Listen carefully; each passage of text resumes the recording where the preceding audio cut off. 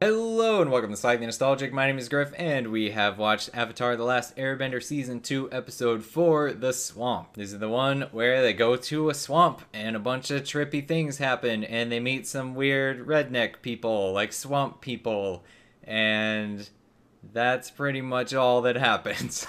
But anyway, it starts out with Zuko and Iroh begging for money in the streets, which brings up the question again, where are Aang and his friends getting money to survive? Like, they constantly talk about being low on money, or they keep referencing money, but where are they getting it from? Are they doing this too? Are they just begging in the streets of various towns they come through and we just don't see that in the show? I don't know. But anyway, Zuko and Iroh having a rough time of it. People aren't being very nice to them. They're making Iroh dance and sing by threatening him with swords and then giving him money and laughing at him, and it's you can see this is like really affecting Zuko, and we really don't get much with them in this episode, but at least, you know, it checked in on them. We hadn't seen what they were up to for a while, so it's good to know what's going on there. But this episode is mostly about Aang and friends being trapped in the swamp and all these creepy things that happen. Normally I wouldn't really care very much for an episode like this where it's all just in one location, it's very self-contained, but it was a really good episode. There's a lot of things that I like about it. Like, they did a really good job making it seem very creepy, where they have the bird that screams like a human. That was unsettling. And the visions everybody's seeing, Katara seeing her mother, that was really sad, and like she just breaks down and cries when she realizes it's not really her. And then the mysterious girl that Aang keeps seeing, who I don't want to spoil anything, but that's very exciting if you know where that's heading. But this whole part of the episode actually reminded me a lot of the show Lost. Like, they're just in a mysterious jungle, swampy place, and all these weird things are happening, weird visions, and it's all very spooky, and it's pretty cool. I also like the scenes with Appa and Momo off on their own being chased by the redneck swamp people.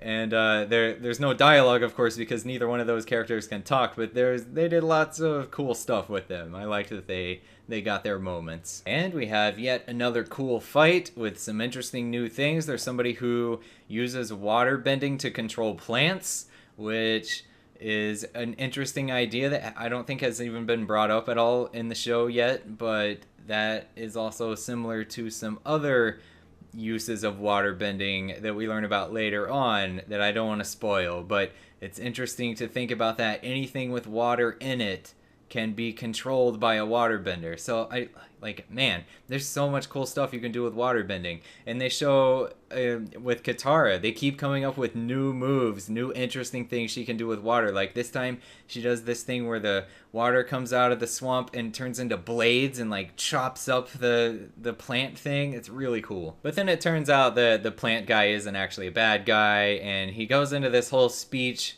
that at first sounded really hokey to me, but then by the end of it, I was like, oh, no, actually, he's got some interesting points. That's kind of cool. I really like the idea that we're all living together here on this planet. We all live together, and we're all branches of the same tree, he says. Like, that's just a cool idea, because, I mean, we are, like, evolutionarily speaking. And I also like that the swamp people that were chasing Momo and Appa around didn't end up actually being bad people. Like, I was thinking this at the beginning, like, well, I mean, they're just hunting for food. Like, these people have to eat something. Like, I don't want them to eat Appa and Momo, but they're not villains. But then everybody got together and I guess they told them, like, hey, these are our pets, like, don't eat them. And then everybody was friends. I liked when Katara and one of the swamp guys realized they were both waterbenders, and he goes, well, that means we're kin, or something like that. And then Katara's face, she was just like, and then later there's a line where Sokka tries to feed some of his food to their pet crocodile thing, and the swamp man guy is like, he don't eat no bugs, that's people food. And then at the very end we go back to what's going on with Zuko, where we see somebody stalking that guy who was making fun of Iroh through the streets, and he gets attacked, and then somebody picks up the broadswords, and it pans up to show the blue spirit is back. I don't know how he kept that mask. Maybe he like bought a new one or stole one or something just like it. I don't know, whatever. But it was a really cool scene. Like, what's gonna happen here? It's definitely bad for Zuko's redemption arc, for him to be seeking revenge on people. But I mean, I can't say I feel bad for the guy that he's getting revenge on here. And we don't see what happens. I don't think he killed the guy or anything. I think he just wanted to terrorize him. It really wouldn't be...